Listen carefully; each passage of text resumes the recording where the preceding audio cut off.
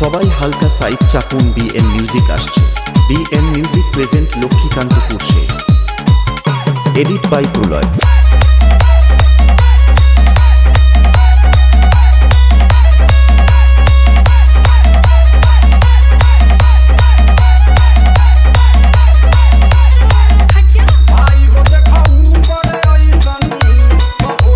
DJ TM diving lovers remix बांसपाल्ला।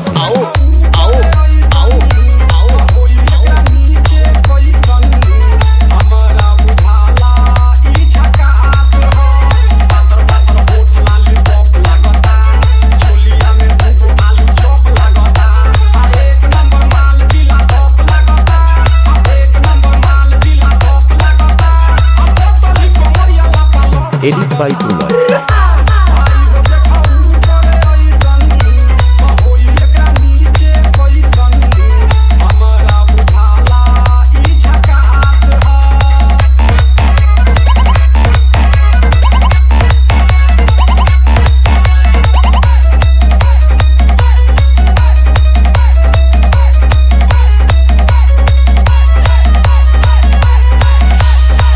BN music present Lakshmikantapur से।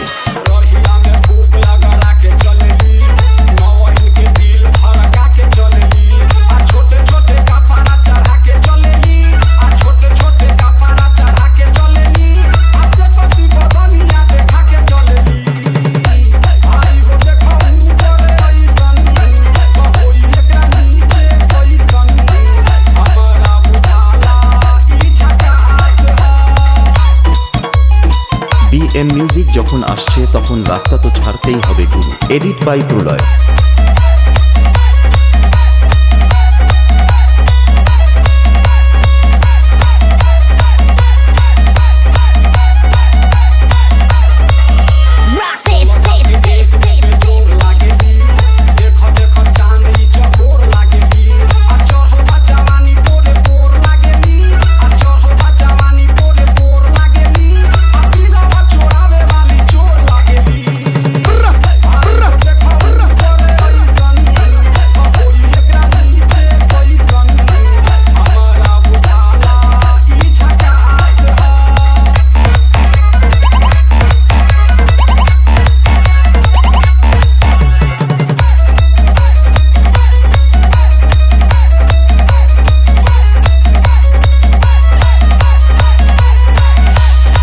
DJ TM diving lovers remix बांसपाल्ला।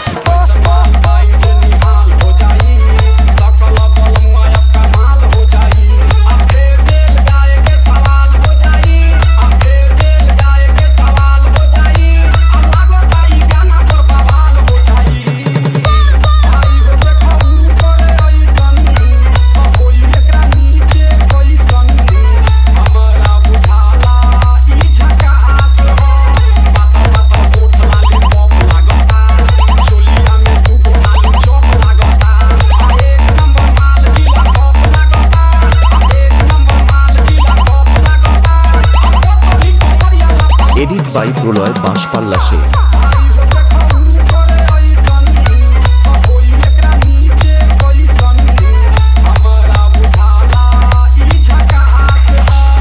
DJ TM remix बांसपाल्ला से।